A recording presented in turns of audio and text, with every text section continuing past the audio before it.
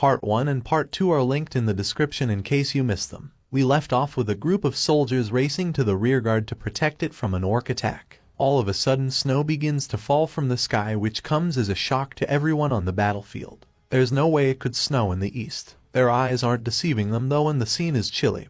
With frost hazing their vision, they keep moving. Upon reaching the rear guard, they see towering shards of ice sticking out of the ground and even going past the tree line. The soldiers get a closer look at this scene.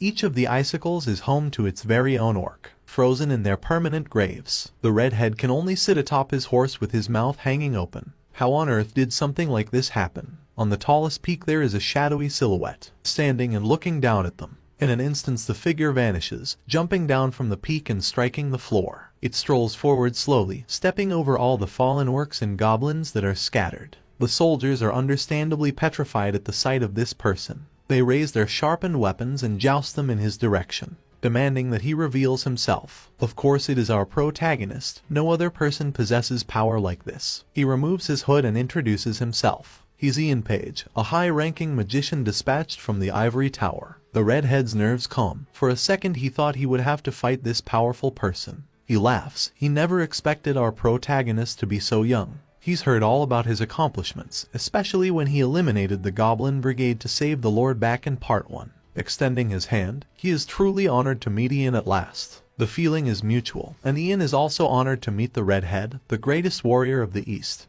whose name is Lord Kalyan. Kalyan knows the journey all the way here must have been tough. However, he asks if Ian can spare a few moments. There is a lot they must discuss. They head back to base. Large stone walls and multiple watchtowers offer protection from any potential threats. Such a large number of orcs was never expected, and it overwhelmed the soldiers. Kalyan expected something along the lines of this, but not to this magnitude. The orcs seem really intent on winning these days. Something must be going on in the Great Plains, otherwise this wouldn't have happened. Kalyan explains that he specifically requested two things from the Imperial family and Ivory Tower to aid them in their battle. The first was a supply of troops and equipment needed in order to fight. The second was to dispatch a high-ranking magician, someone who would be able to resolve the current situation, which is Ian. His ability to obliterate the orcs with an ice wall was impressive. It also blocked off the canyon, so everyone should be safe for a while.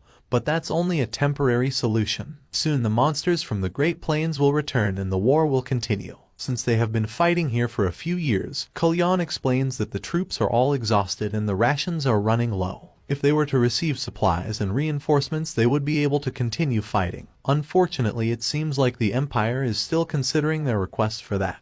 In any case, the second request has been granted and a high-rank magician has arrived. Kalyan wants the two of them to work together and come up with some feasible plans for the upcoming fight. Ian understands. The ice wall will secure them for another 10 days. As long as they keep watch for monsters coming in the mountain paths, they should be safe for the moment. He volunteers to go to the Great Plains alone within the next 10 days, with the goal of finding the cause of this situation and, if possible, a way to resolve it. Kalyan is happy to hear he is so confident. However, they have been dispatching numerous troops to the Great Plains for the last several months and have been unable to find a cause. The only thing they have discovered is that there are various types of monsters out there who all share the same goal. Instead of attacking each other, they have teamed up, and their bare fangs are only used against humans. It's not just the Green River Empire that is under attack either. These monsters are simultaneously invading the Coldwood Empire in the north and the Principality of Roe in the west. The paths leading to the other regions are narrow, so they won't be as heavily affected by the monsters. However, there is a huge path known as the Grand Snake Canyon, and the monsters from this canyon are concentrating their attacks on the Pyrrhic estate. The strange thing is the monsters aren't attacking the south of the Great Plains where the native tribes live. It's as if the south has something that's preventing the monsters from approaching them. There are suspicions that the south is responsible for whatever is causing the monsters to act strangely in the Great Plains. However, no soldiers have been able to go there to investigate as there are monsters blocking the canyon. Ian rubs his chin at all of this information. All of this is new to him, and in his previous life there was no unexpected change in the Great Plains. Monster attacks that came from the Great Plains were pretty common, but it was never to the extent of this. From the looks of things, it seems like the best thing to do would be to go and visit the southern native tribes first. Kalyan agrees. There is a shaman king there who may know something about the unexpected changes that have been happening. The plan is set in place, and the knight looks down on the castle after a long day. Ian stares right back at it, thinking about the Great Plains and what it was like in his previous life. There should still be an item there that he is interested in. The Staff of the Great Plains. This artifact was given to the Shaman King who leads the natives. Ian really liked this staff as staffs made from birch wood are pretty rare. In his previous life when the monsters in the plains got out of hand, the Green River Empire, the Coldwood Empire, and the Principality of Ro all joined forces to subjugate the monsters of the Great Plains. Most of the monsters were exterminated and the rich resources of the Great Plains were shared among the three of them. And in that process the Shaman King vanished and his natives became servants. All of this craziness that is happening now never happened. It seems that since Ian has come back to the past, differences have been occurring in the timeline. The unexpected changes in the Great Plains is one of these things, and Ian fears it might have something to do with him. The next day he prepares to leave. In 10 days the ice will melt and he aims to find the cause and solution for this situation by then. If he isn't back by 10 days then it will probably mean something went wrong. However, Lord Kalyan is confident he will return and wishes him Godspeed. The plains are dry and desolate, with sounds of the wind blowing being the only friend to keep our protagonist company. He looks out into the distance, thinking that it is strangely quiet here. Compared to the hordes of monsters in the north, he hasn't come across a single one as he's come through the south. He wonders if this place truly is the cause of all the problems. He steps forward through the dry sand and dirt, until he comes across a group of natives, shirtless, with red tattoos and long spears. They immediately confront Ian, demanding to know why he is here and who he is. Ian just remains calm and raises his hands in the air in a non-threatening manner. He's not an enemy, he is a magician of the Green River Empire. The men want to know how he is able to speak their language. However, there is no time to explain. Ian is just here to meet with the Shaman King. Upon hearing this, the men are speechless. Did you really just say what they think he said? The Shaman King is the natives' version of the Tower Master. The natives are all born with both a mana heart and mana brain. However, the way they control mana is more basic, so they are labeled as shamans instead of magicians. The Shaman King is the leader of these people, the greatest in their ranks. Seeing the men aren't moving, Ian continues explaining his arrival. He's come to discuss the situation regarding the monsters in the south. The Shaman King must already be aware of what's happening, so he just wants to speak with him. The men violently jab their spears towards our protagonist. How dare a dog of the Empire act so arrogantly? There's no way the Shaman King would meet with someone like you. They threaten Ian, telling him to return back to the Empire. One more word from his mouth and they are going to sacrifice him to the spirits of the Great Plains. Getting impatient, Ian narrows his eyes. Does he really look like someone who is going to leave just because they were told to? One of the men dash forward with their spear in hand, ready to follow through with their threats. Ian just uses his magic abilities to create a sword from ice. Using this sword he slashes at the tip of the spear, slicing it off. It falls to the floor and the man is left holding his stubby stick that is no longer capable of hurting anyone. With his ice sword raised, now Ian begins to make the threats, demanding they take him to the king or it will be their heads next. As he says this, someone calls out and steps forth. The voice asks why a person of the Empire is here. Ian recognizes him instantly. He has a long braided beard and a bald head. The birchwood staff sits in his hand and is taller than him. He is the Shaman King. Ian doesn't waste time and begins his questioning right away. The monsters of the Great Plains are now invading other empires, yet not a single monster can be found in the south. He was hoping the king might know the reason why the monsters are only targeting the north. Monsters invading borders happens quite frequently, and the Shaman King says he has no idea why this is happening. However, Ian knows he is lying. His eyes are bright blue and he is using interrogation magic, informing the king that his lies won't work on him.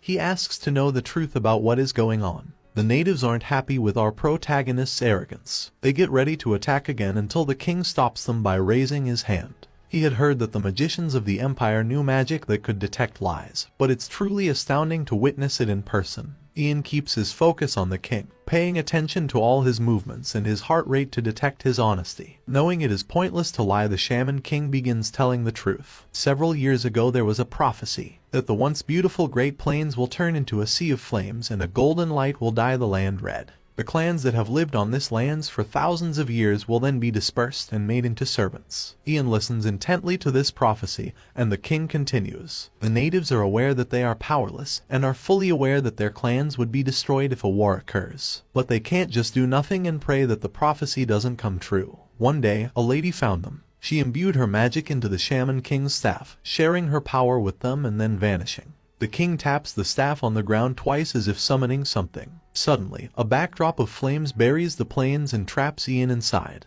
The Shaman King reveals that the woman that visited them also told them one last thing. If a foreigner ever comes here, they should not be allowed to leave alive. The powers of the staff have revived a bunch of undead and they begin to climb out of the ground. They line up behind the king and await their orders. With the flames still circling the surrounding area, the king apologizes to Ian, but he is going to die here. It's all a little clearer to Ian now. The staff must be imbued with black magic. He thought black magic had ceased to exist 300 years ago after it was forbidden. To think that this timeline could have strayed so far off course. The natives have severely underestimated him. He doesn't intend on dying without a fight. Even if he has to pry it out of his hands, he will be taking the staff from the king. The king is unthreatened with all the undead here to back him up. He taunts our protagonist, saying he can try but will ultimately fail. Ian prepares his magic. Blue light engulfs his body and eclipses the flames. The Shaman King is for sure going to regret his actions. The scene cuts back to the Pyrrhic estate and the ice has almost melted at the canyon. 10 days have passed since our protagonist left for the Great Plains and he still hasn't returned. The block of ice is about to turn into water and the canyon will soon open up. Lord Kalyan turns to one of his men. It's time for them to prepare for battle. All the troops and catapults should be readied. The man lowers his head and will do as his leader commands. He is nervous though and a drip of sweat glides down his cheek. Kalyan slams his sword in the ground and closes his eyes, giving himself a motivational speech. He can stop the orcs. He will protect the land of his people. And in order to do this he needs to become the strongest shield of the empire. Lord Kalyan looks out into the canyon as the ice fades away. The soldiers behind him set up the catapults for immediate use. However, what they see emerging from the canyon is our protagonist. He pushes through the mist and fog whilst gripping his chest tightly. The redhead's eyes light up and he calls out to Ian, glad he is alive and back. Ian is in bad shape though, and is carrying the staff imbued with dark magic. He stumbles forward and can only say one thing before passing out, warning the men to never touch the staff. He crashes to the ground and his vision collapses into darkness. His eyes open sometime in the future, sunlight beams through a circular window and he gets a hold of his surroundings. He recognizes this place as Yongjuseong. A bandage is wrapped around his chest and he lays in a large bed. Leaning up he holds his pounding head. The first thing that crosses his mind is the staff and what happened to it. Lord Kalyan bursts into the room wearing a large fur robe. He is happy to see that our protagonist is finally awake. He has been unconscious for 3 whole days. They begin to approach asking how Ian is feeling. The doctor said he shouldn't be moving around yet, however Ian sits up wanting to know where the staff he came with is. Lord Kalyan informs him that some magicians put it inside of a box. It is said to be a storage box made with a similar principle to a mana prison. Ian approaches this box that glows blue.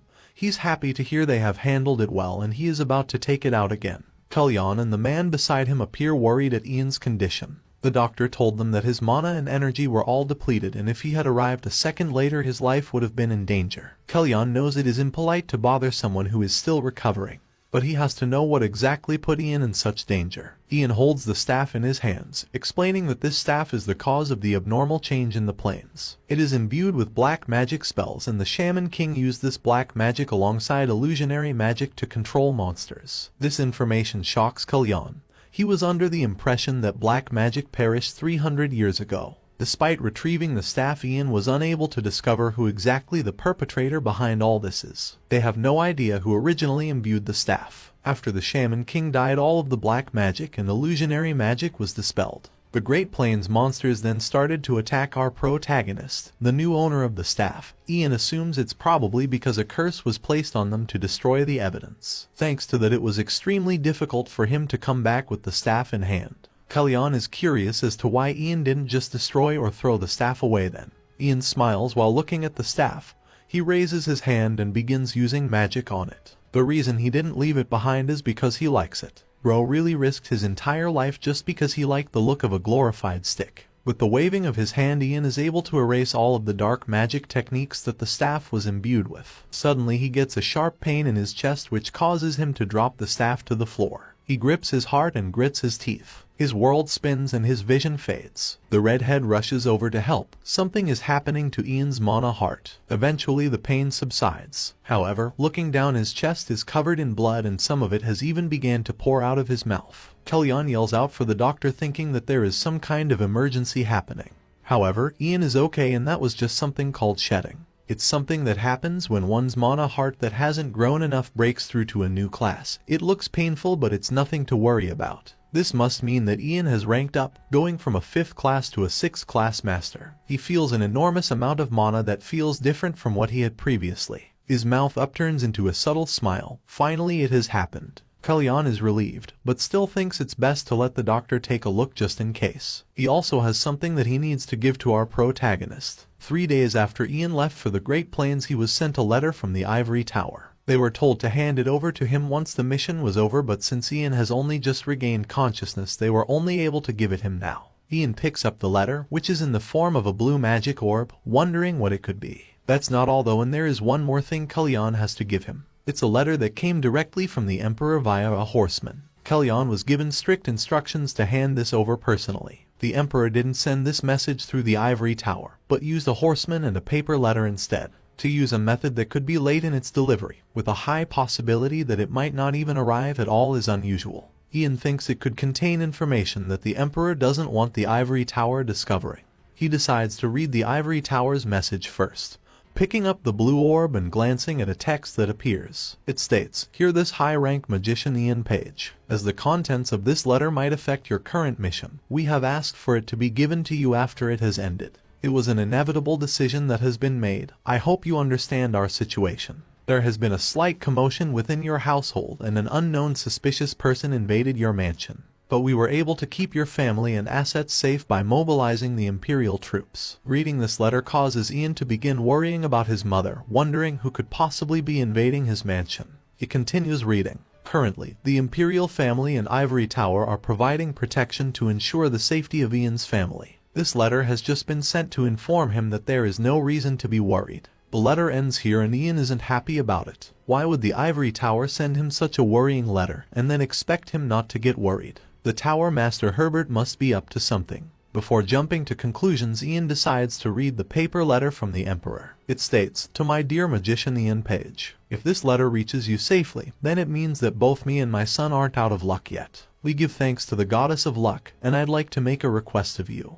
The treaty that will be made by the 3 countries in regards to the subjugation of monsters in the eastern part of the Great Plains will take place in the free city named Demidera. The Crown Prince Haydn, the 5th Prince Ragnar, the Ivory Tower Master Herbert, and the Empire's Great General Duncan have all been selected to be a part of the delegation. By the time you're reading this, the delegation should have started their march towards Demidera. In the delegation this time, there isn't anyone who is on the Crown Prince's side. Therefore I'm making a request to you Ian Page, a friend of the Crown Prince. Please head towards Demidera and support the Crown Prince. I will invite your precious family into the Imperial Palace and promise to grant them the highest possible protection possible." Ian finishes reading the letter from the Emperor. He wasn't expecting the treaty between the empires to be taking place already. In his previous life it wasn't supposed to happen for another 3 years. The Demidera Treaty was the first stage where Prince Ragnar started to fight for the throne succession. And it's also the start of the fall of Prince Haydn. Ragnar displays exceptional diplomacy during this treaty, and even manages to get the Green River Empire an advantageous position. Because of this, the nobles and commoners recognize Ragnar's abilities. It's also the crucial part in history where the public notices just how incompetent Prince Haydn is when it comes to political matters. While thinking about both the letters he has received, Ian can tell something is wrong. Everything is happening so differently than it did in his previous life. The change in the Great Plains that caused the monsters to group together and attack. The Shaman King that received black magic spells from an unknown woman. And the 3 countries treaty that's happening 3 years too early. Ian can't help but thinking that this is all related to the Tower Master somehow. He also thinks that the suspicious person Herbert said invaded his mansion could just be a distraction. It's possible that the Ivory Tower have figured out his secret. Usually he would be more worried about a possibility like this, however something no one expected has occurred. Ian's mana heart has ranked up, and he now has access to 6th class magic that can only be used by a 6th class magician. Magic that even the Tower Master couldn't have expected. Magic that's not recorded anywhere in the world. He turns to Kalyan, who is still in the room. Bro really stood there in the corner while he read through 2 letters. He asks the redhead if he can do him a favor with a smile on his face, as if he has a plan. The scene cuts to Demidera, the city where the 3 countries treaty is taking place. Prince Haydn stands with his arms crossed. He is frustrated and wants to ask Ian to come. The captain of the Knights, Oliver, asks the prince to refrain from acting so brazen. He is here to represent the Empire in this meeting. Prince Haydn knows this but still has an uneasy feeling. He looks over to his brother Ragnar. Everyone from their empire, including the Tower Master, are all supporting him. Haydn doesn't like where this is going and would prefer if our protagonist was by his side in a time like this. Behind Ragnar is Herbert the Tower Master, who appears rather happy about the situation. He's planned for this day for a long time. The letter he sent Ian was a trick, and he knows our protagonist is probably on his way back to his mansion now to check on his family. With him out of the way, Ragnar will be able to shine in this negotiation and will no doubt earn the public's favor. Suddenly a crowd begins to form. They point up to the sky, noticing something flying towards them. They think it is a bird. Haydn looks up too, but he knows better than to assume it's a bird. It's Ian, who has arrived with his flying robe. He lands on the ground and apologizes to Prince Haydn for being late. Prince Ragnar looks over in shock, and so does Herbert. They can't believe Ian chose to come here and support Prince Haydn, instead of going home and checking on his family. Meanwhile, at the Emperor's Imperial Palace, Douglas is incredibly bored. Everyone is being kept inside this room for their safety, and he can't leave to go to the academy nor meet friends. His father Letio tells him to just bear with it for a little longer. They should just be thankful they are being allowed to stay at the Imperial Palace at a time like this. It was a relief that the Imperial Knights were able to catch the intruder at the mansion, and they all were unharmed. Ian's mother Vanessa is here too, and Letio assures everyone that they are fine. After all, the Emperor's palace is the safest place on Earth. He knows the Ivory Tower sent a letter to Ian, and he suspects he will arrive anytime now and walk through the door. As soon as he says this, he hears someone approaching, and the doors swing open with force. It's Ian, who has arrived to see his family. Somehow he is currently in two places at once. He knows everyone must have been worried, but now they can relax. He is here to protect all of them. We get a flashback to the day before all of this, back at the Pyrrhic estate with Lord Kalyan, when our protagonist approached him asking for a favor. Since Ian saved both Kalyan and his territory, he is happy to do any favor that Ian wants. In that case, Ian asks the Lord to protect him for the time being. He is about to use magic that will plunge him into a trance-like state. In the scenario where something happens, he asks the Lord to dispatch magicians to inject mana into his brain. This will wake him back up. He is going to make use of his new powers as a 6th class magician. No one has ever reached the 6th class before, so there are extremely few records of it. In his previous life, Ian had to make his own spells, or search for spells bit by bit using unknown ancient documents. He waves his hand out in front of him and a circle appears that shines blue. Out of this circle appears two versions of Ian, and his original body collapses into Lord Kalyan's arms. This spell is known as puppet play, a magic only usable by magicians who are 6th class and above. The original body becomes a puppeteer and falls into a trance, while two puppet bodies are created that can move freely and use rather powerful 5th class magic. Lord Kalyan is holding onto our protagonist's body, unable to believe what his eyes are seeing. Two other versions of Ian are standing right in front of him. They turn and look in his direction, saying that they trust that he will take care of their original body. Meanwhile, at Demeidra, Prince Haydn is over the moon that Ian actually came here for him. He guesses their hearts must have been aligned since he wished for such a thing. With his long robe and gray hair, Herbert soon approaches the two of them. He heard about Ian's mission to the plains and that it was so tough he fainted. He really is a treasure to the Empire. Herbert wasn't expecting to see him here though, and thought he sent a letter telling him to go back to the Ivory Tower to see his family and rest. Ian did receive this letter after completing his mission. However, he explains that he also received an imperial order to join the delegation and assist Prince Haydn immediately. He pulls it out and shows it to the Tower Master, who isn't happy with what he's seeing, though he doesn't show it on the surface. He closes the imperial order, explaining that it is impossible for Ian to join in when it is already underway. Haydn yells out in disbelief. There's no way he is disobeying his father, the Emperor's, orders. However, this is a matter concerning the trust between the three countries. The number of people and bodyguards involved has already been set and they can't be changed. These numbers were negotiated previously, and for Green River Empire to just add a high-ranking magician could cause problems. Though the Emperor ordered it, Herbert thinks he would understand why it can't be allowed. Ian knows the Tower Master isn't wrong. Although they are not at war now, there is a history of conflicts between the countries. It took a lot of negotiating and trust to even get each country's nobles to be gathered here today. There's a total of 3 high-ranking magicians who are here currently, including the Tower Master. If one more were to be added, especially one as strong as Ian,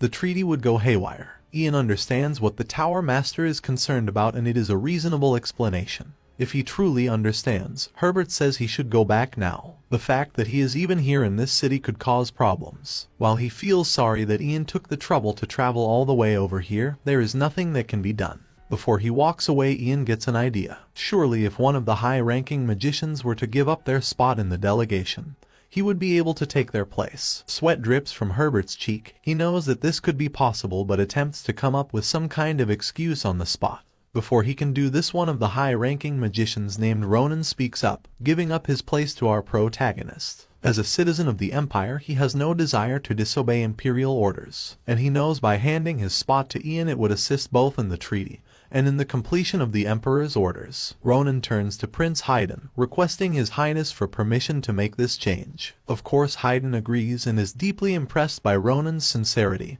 and loyalty to the Empire. Ronan will receive safe travel back to the Ivory Tower. He turns to Ian, entrusting his position in the delegation to him and asking that he fulfills this mission without fault. Ian is grateful and can only thank his senior while grinning widely. He remembers the high-ranking magician Ronan from his previous life. He was one of the few decent magicians. Though he was extremely uncompromising in all matters, he made his own choices and his actions were not blindly based on loyalty to the Ivory Tower and Herbert. His only concern was about his own magic abilities, and Ian was easily able to win him over to his side just by teaching him a few rare magic spells. Ronan lowers his head preparing to leave. A high-ranking magician who isn't a part of the delegation could cause problems. It's what the Tower Master said after all. Herbert can only awkwardly laugh with nothing more to say. He can't believe it. He thought Ian was just some kid that didn't know anything, but it seems that he's already begun influencing the members of the Ivory Tower. Herbert's brow furrows. He won't allow for a kid like Ian to spoil his plans. His plans to take over the Green River Empire and turn it into Ivory Tower's empire. Someone also watching our protagonist closely is Prince Ragnar. He looks over with a neutral expression. Purple gemstones sit around his neck and it is unclear whether he is angry or intrigued. Demeidra is a neutral and free city that doesn't affiliate itself with any other country. Due to this, it acts as a diplomacy bridge between the three countries, the Green River Empire, Coldwood Empire, and the Principality of Ro. It has been a symbol of freedom and neutrality for more than 100 years. The current mayor is a man named Ingolo, who wears a monocle along with white attire. He gestures towards a large mansion. Each country gets their own individual VIP mansions. This is the one that will be used by Green River, and not far from it is a separate mansion where Prince Haydn will be staying. It's a private mansion that has been provided to the most important guests. Haydn is impressed. He turns to the Tower Master asking if there is anything else scheduled for today. There isn't, and nothing is scheduled until the day of the treaty discussion. Due to this, Haydn tells his men that they can all go and rest now. He asks Ian to follow him somewhere private so they can talk. Prince Ragnar and Herbert watch them walk away, and the two of them decide that they should also have a private talk about things. Ragnar walks inside a room and Herbert is close behind him. Ragnar doesn't blame the Tower Master for Ian showing up as they tried their best to keep him away. However, he admits that he is bothered by Ian and Haydn's close relationship. Herbert understands where he is coming from, but Ragnar should not be concerned. Ian might be capable in terms of magic, but this upcoming meeting requires political skill. He probably won't even be able to speak. It's an important diplomatic meeting between the countries, and there is no good ideas a mere magician like him could offer. Typically, high-ranking magicians are nothing but accessories at these discussions. Herbert assures Ragnar that he will be the focus of the public's attention, and that he won't be overshadowed by our protagonist. Sighing and closing his eyes, Ragnar knows there is nothing he can do about the situation. He's tried countless times to get Ian Page to be on his side,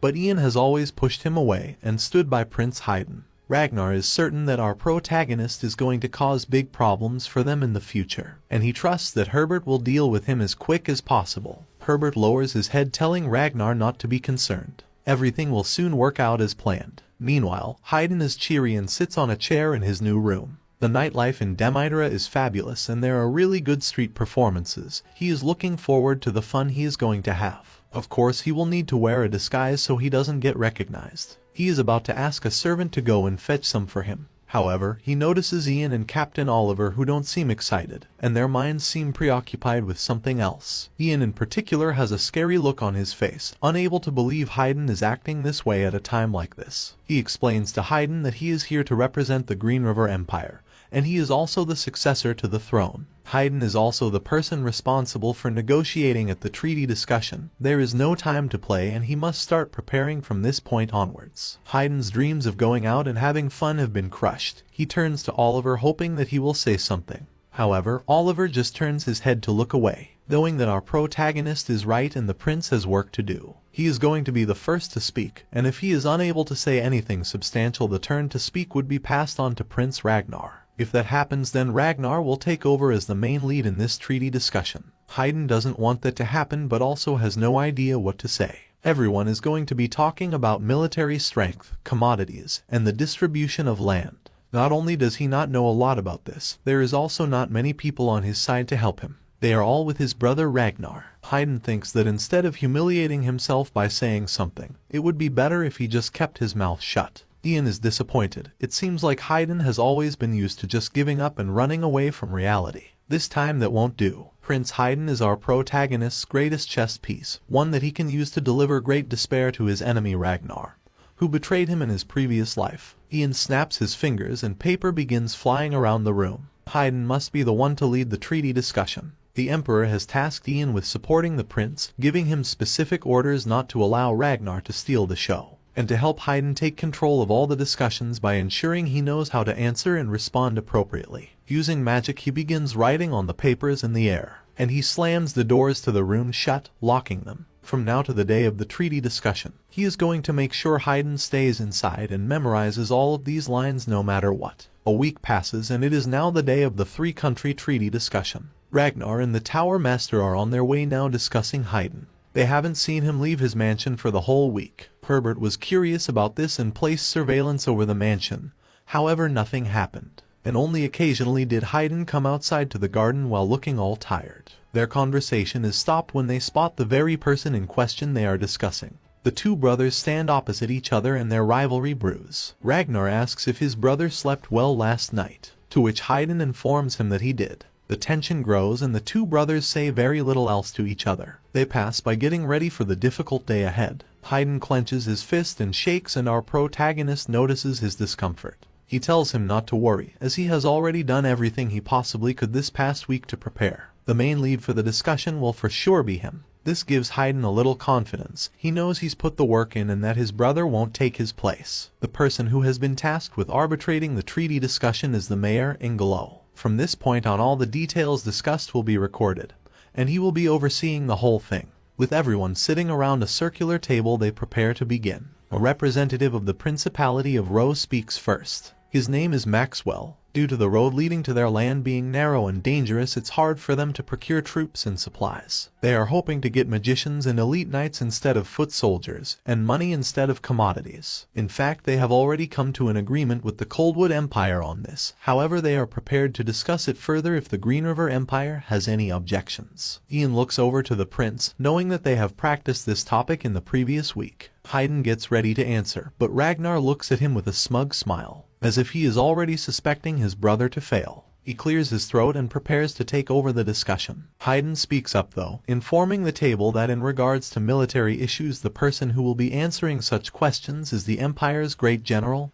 Duncan. Ragnar wasn't expecting him to say something like this, and Haydn continues, ordering Duncan to respond to the Principality of Rose query. Duncan has a dapper military uniform on with gray hair and light stubble. Just like he was ordered, he begins giving his opinion on the situation. Ian has a smile on his face while looking down at the floor. It seems like the discussion is off to a good start. They just need to carry on like this. The talking continues for a while with Prince Haydn taking the lead, with our protagonist standing behind him in support. It's like he could take on the world. Throughout the discussion, Ragnar has his arms folded and appears annoyed. He hasn't been able to get a word in and things haven't gone as planned for him. The sun shines through a large window, providing light to the room of bickering elites. After a lengthy conversation, it begins to set and the bright blue sky turns to a somber orange. Ian knows things are about to come to an end, and so far there have been no problems. The prince of the Coldwood Empire, named Hector, begins to speak. They are unable to split the lands of the three countries fairly. There hasn't been a lot of planning and the borders are so close to each other. Also, the quality of natural resources varies in each land. Someone could land a rich piece of land and strike the jackpot, whereas someone else could get a total dud,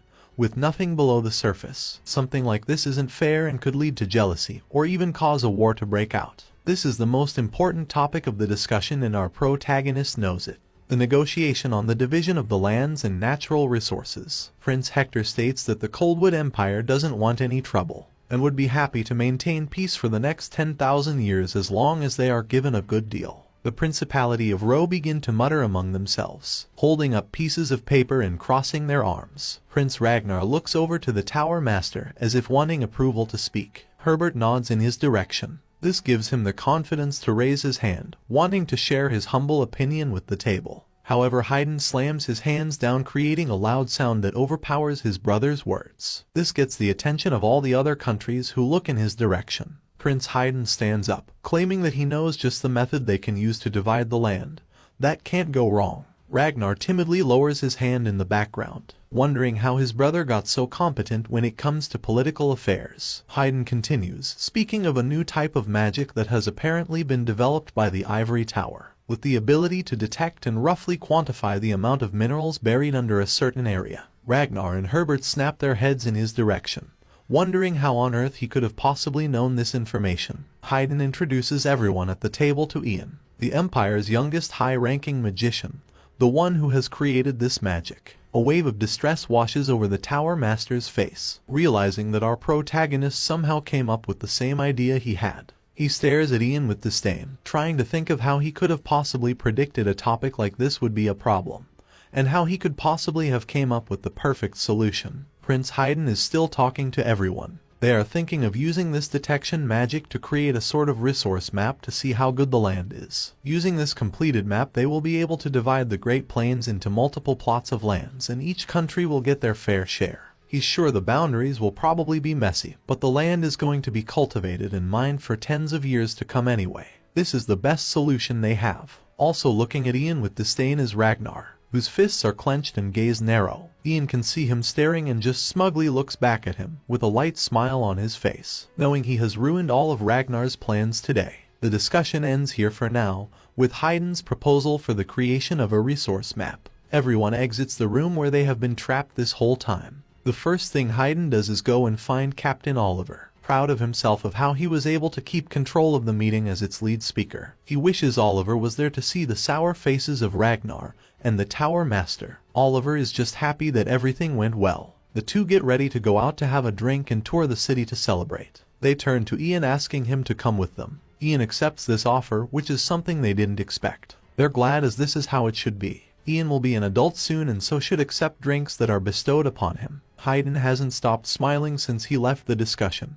He can't wait to teach Ian how to drink. His smile fades when Ragnar calls out his name and approaches from behind. Everyone turns around to face him. Ragnar shows respect, lowering his head. He was impressed with his older brother's performance today and learned a lot from him. Haydn wasn't expecting such a compliment. He's glad his brother was able to learn from him. He should continue to improve and develop, and if he needs advice he can ask anytime. After paying the compliment, Ragnar walks away, leaving Haydn, Oliver, and Ian. Haydn turns to look at his two friends. Today has really been the best day of his life. He can't wait to go out and celebrate since he has been locked up inside the mansion all week. He orders Oliver to not be so hard up and to let his hair down, and he orders Ian to accept any drinks that he offers. It seems like everyone is ready to have fun when suddenly Ian's hands begin glowing blue. Everyone looks over wondering what is happening, including Ragnar and the Tower Master Herbert. It seems like this is the limit of Ian's puppeteer spell and his clone is vanishing. He apologizes to the prince, but he will have to have that drink another time at the Imperial Castle.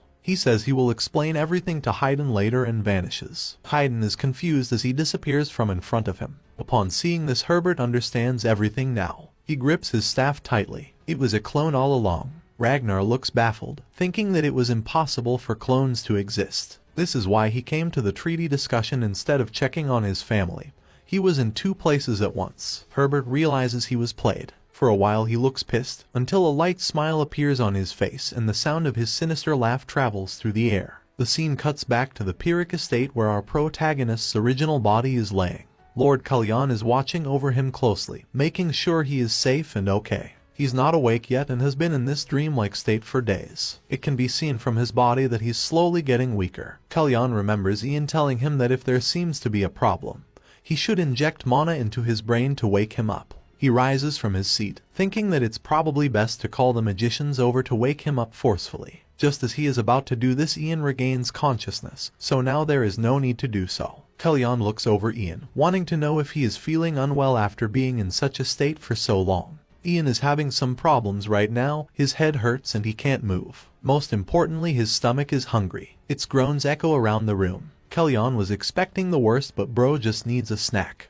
It doesn't take long for Ian to get back on his feet and prepare for his journey back home. Kellyanne wants him to stay one more night. He at least owes Ian a banquet since he is their savior, even if it is a small one. Ian refuses, and Kellyanne doesn't need to pay him back as he has already done enough by watching over his body. He doesn't consider himself a savior and was just fulfilling his duties as a high-ranking magician. If he didn't help, then another magician would have just come along and done exactly the same thing. Kellyanne disagrees. Had any other magician come, they would have returned to the tower immediately after fending off the monsters and blocking the canyon with ice. Admittedly, Kellyanne had his doubts when they first met, finding it hard to believe that someone so young would be able to handle the problems in the Great Plains. However, in a mere 10 days, Ian was able to do what they couldn't for years. It's clear to him that Ian possesses a special kind of strength that others don't have. Since he isn't accepting a banquet, he proposes they do something else before he leaves. Back in part 1, Ian formed a 1,000 years themed guest pact with Lord Marcus in the Mogrian territory, stating that Ian is always welcome in the Mogrian territory and they will fight by his side no matter what. Kellyanne would like to offer him a similar pact. Anytime he wishes to come to the Pyrrhic estate, he is welcome.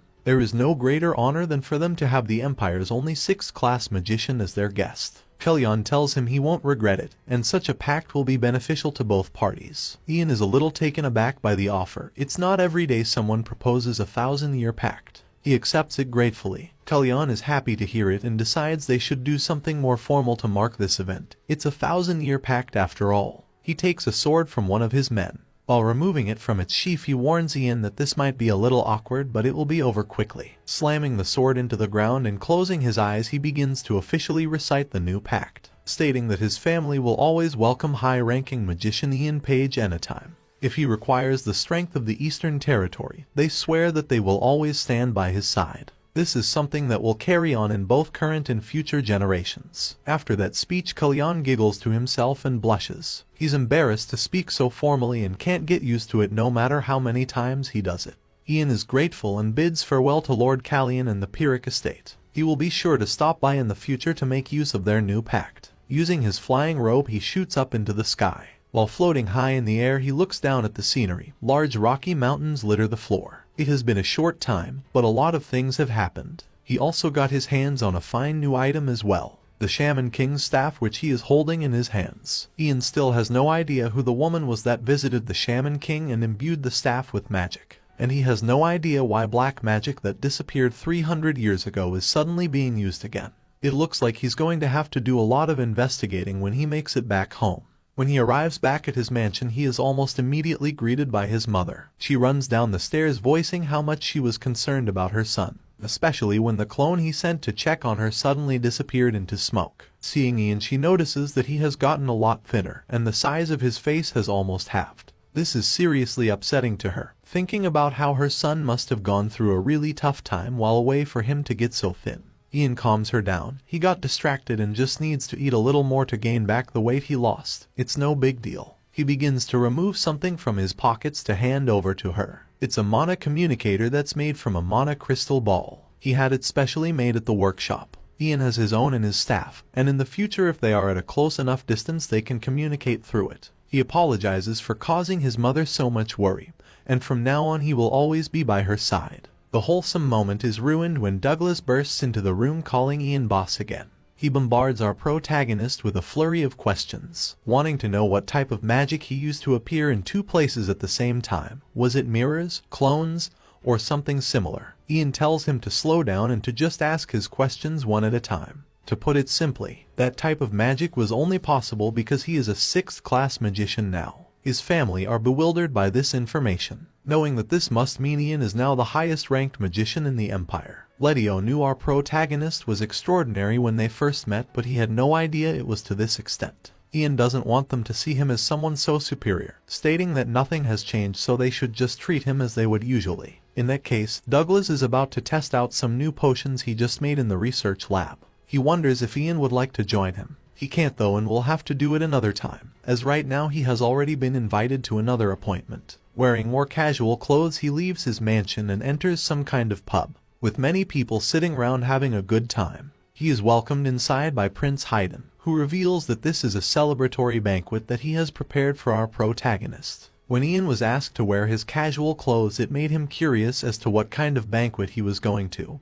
He looks around a little surprised at the scene. Inside is also Oliver and another knight who are both out of uniform drinking from large wooden cups. One of these drinks is slammed onto the table for Ian to drink. He looks down at it awkwardly. Haydn has arranged this banquet to celebrate Ian upgrading to a 6th-class magician. He has bought barrels of the best beer into the Imperial Palace specially for this. This kind can't be easily found outside. He asks Ian to enjoy himself and drink up. Ian appears a little hesitant. He was never one to drink a lot back in his past life since he was loyal to Ragnar back then. Ragnar always said drinking would cause one's thoughts to become dull and would cause a person to let down their guard. For this reason he avoided it. He and Ragnar are obviously not friends in this life, so Ian picks up the large cup and raises it to his lips, chugging it down like he's a frat boy. Upon finishing, he slams it back onto the table and wipes the excess from his mouth, surprised that it actually tastes quite good. Prince Haydn is happy to hear it. A gleeful smile radiates on his face as life has been going so good for him the past couple of days. Some men at the bar call out to him, asking the prince to come over and tell them all about the successful treaty discussion in Demitera. He rises from his seat and obliges their request, getting ready to brag about his political skills. He approaches the men, leaving Ian sitting alone. Bro really got abandoned at his own celebration. Fortunately, he is approached by Oliver, who offers him a refill. As this is our protagonist's first time drinking, he warns him not to overdo it. He jokes, after all, if Ian gets too drunk and things go wrong, he could accidentally fire a magic missile and kill everyone. Looking around, Ian is surprised by how casually Prince Haydn is acting with all of the knights at the bar. He wonders if it is okay for him to hang around with them like that. Oliver knows everything is fine though. All the knights here have sworn their loyalty to the prince and can be trusted. Ian holds his head in his hand. Seeing Prince Haydn's relationship with the knights has reminded him of his old relationship with Prince Ragnar in his previous life. One built on trust and loyalty that was ultimately betrayed. Noticing he appears melancholy, Oliver starts a conversation with Ian, saying he knows why our protagonist doesn't have any friends. Dude really started up a conversation with an insult. Oliver remembers the first time he met Ian very well. It was the night he captured the Coldwood spy Cecilia back in part 1.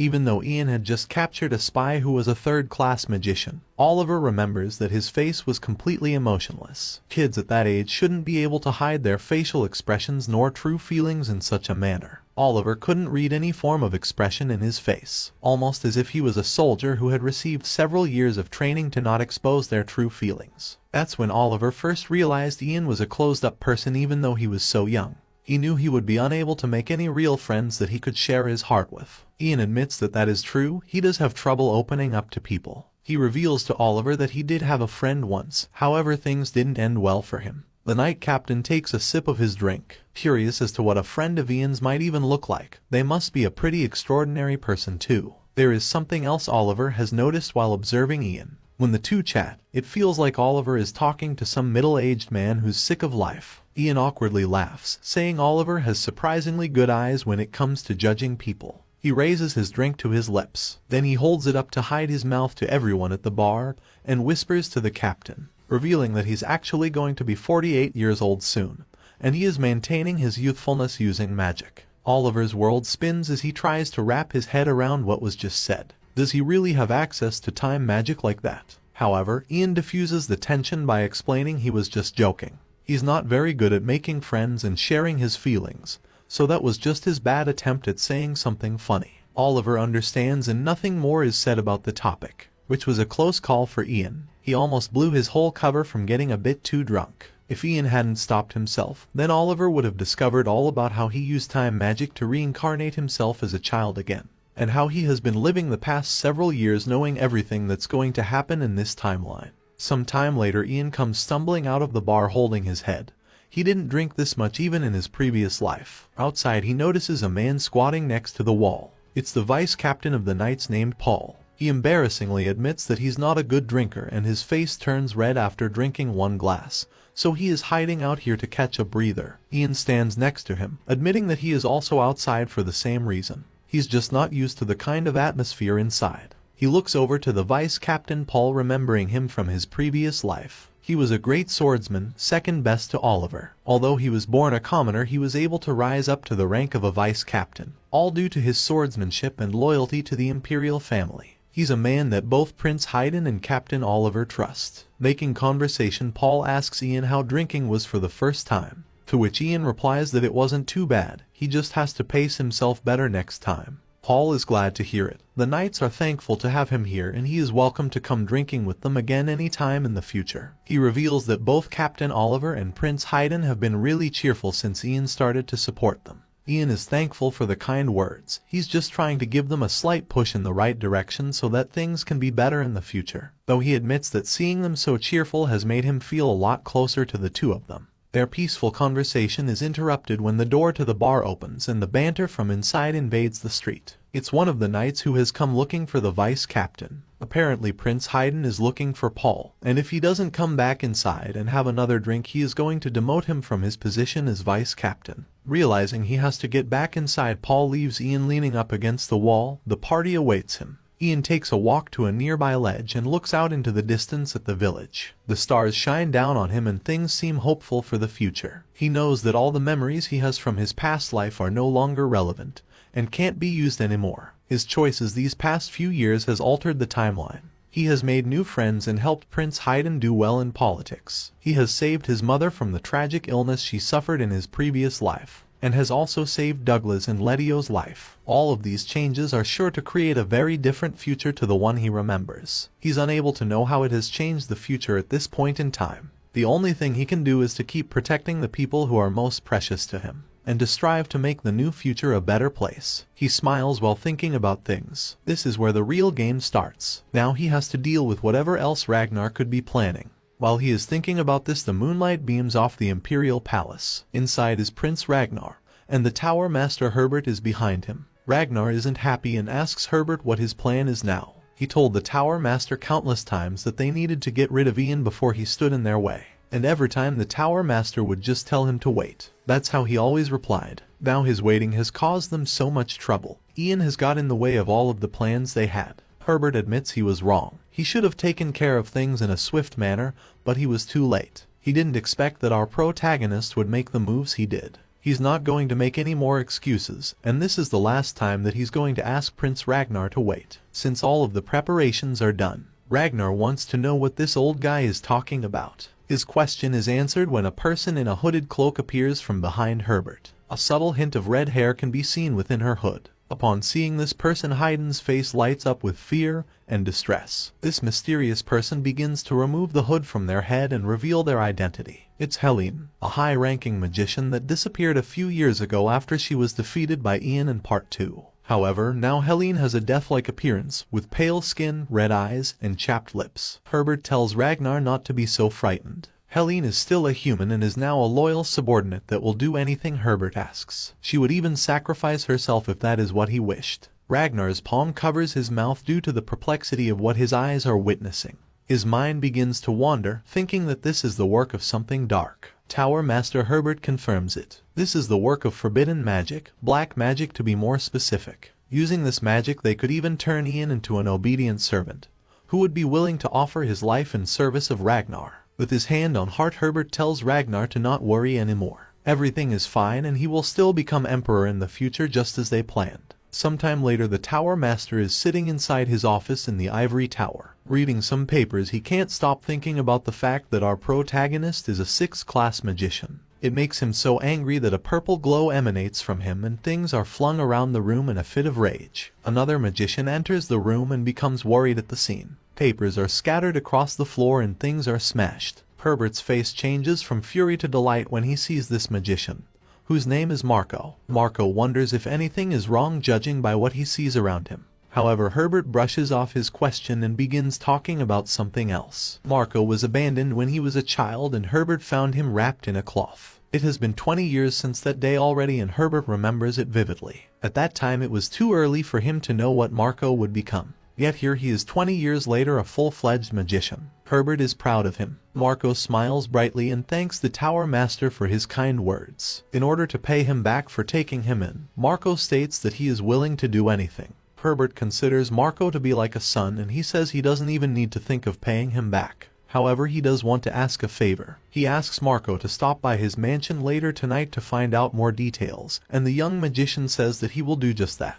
This causes a smile to reveal itself under Herbert's gray mustache, almost like he is planning something. Elsewhere in the village, the sky is dark and the streets are empty. The door swings open to a nearby bar, and the barman is surprised at the person he sees entering. It's our protagonist, the youngest high-ranking magician at Ivory Tower, Ian Page. Ian wasn't expecting this man to know him, but he assures our protagonist that there isn't a person around who doesn't know his name. He can't believe such an important person came to a shabby place like this. He wonders what the purpose of Ian's visit is. Ian places a bag of gold coins onto the table, telling the man not to be cautious of him. He just came here as a guest to buy information. This much money makes the man sweat. He had heard high magicians at Ivory Tower had a lot of money but wasn't expecting anything like this. He asks what kind of information Ian is looking to purchase. With his hood now removed, Ian asks for any information that he might have on black magic. All the rumors about it are either small or false information. He is looking to discover something that isn't known by the public. The man smiles, knowing that he is about to get paid handsomely. Ian has arrived at just the right time.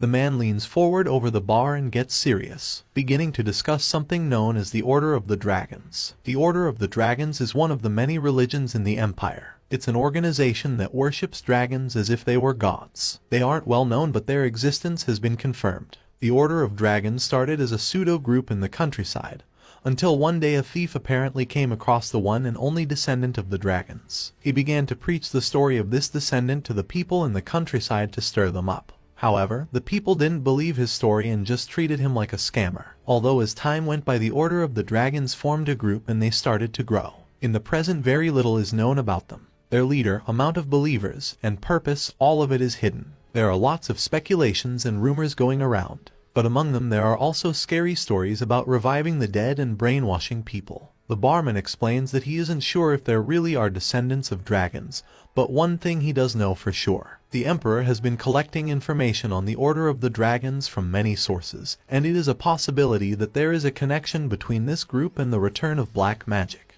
There has even been discoveries of people in this very nation with connections to the Order of Dragons. Since black magic requires a lot of mana and inhumane resources, it is only available to high-ranking people. Due to this, the barman suspects there to be high-ranking people currently using black magic in the area, with the ability to brainwash and manipulate people. Unfortunately, this is all the information he has at the moment, but if he is able to obtain any more, he will be sure to send a letter. Ian understands and walks out of the bar with his hood back up. He returns to his mansion late at night, where he sits thinking about the information he just received. The Order of Dragons is not a name he heard in his previous life, which is unusual as they have supposedly existed for over 100 years. He looks over to his staff that he got from the Shaman King in the Great Plains. It once had black magic engraved into it. Ian scratches his chin in deep thought, wondering what other high-ranking magicians could be using black magic. It's only speculation, but the first thought that comes to his head is the Tower Master Herbert. It's entirely possible that he has connections to the Order of Dragons. Ian leans back and holds his head. Many things have changed from his previous life, and it's not just the future but the past too. How could he not have heard about a group around for 100 years? There is a high probability that this entire world is changing little by little, and the differences between our protagonist's past life and current one are only getting bigger. His thoughts only get deeper and deeper. All the changes that have happened could be an effect of him messing with time. After all, the time magic he used to be reborn was taken from a dragon tongue spellbook. Ian fears that he has messed with something that he shouldn't have, and opened Pandora's box. He sits at his desk and removes the glasses from his face. He now realizes that he has been too relaxed, relying on the memories of his past life. From now on, the future and even the past is unknown. He places a key into his desk drawer and unlocks it, removing a plain brown box from inside. He places his hand over the top of the lid and prepares to remove it. He looks down at the contents, a golden necklace with a blue teardrop-shaped gemstone in its center. Ian tells himself that from now on he has to be prepared for every possibility. Elsewhere on this same evening, the magician Marco is meeting with Herbert inside of his mansion. Herbert prepares to tell him why he has asked him to come. He snaps his fingers. This causes the door to slam shut and lock. What he's about to say should not be spoken to another soul. The Tower Master rises from his seat, asking the young man to follow him. Marco seems puzzled by the whole situation. Herbert pulls a red book from a nearby bookshelf and opens it up, claiming that it will lead them to where they need to go. A blue mist surrounds its pages and grows more and more by the second, until a large portal-like doorway appears in front of the two of them. The inside is pitch black and its border is made up of the same blue mist. The Tower Master turns to Marco, telling him to come over now. He enters the black abyss soon after. Marco is confused and frightened. Sweat drips down his cheek and shivers invade his body. The Tower Master Herbert is like a father to him though, so he trusts him and follows close behind, walking right into this unusual portal that leads to the unknown. Part 3 ends here. I appreciate all of the support you have been giving to this series, and I would like to thank you for 12,000 subscribers. If you would like to see a Part 4, show your support by hitting the like button and commenting the word time. Thank you and take care.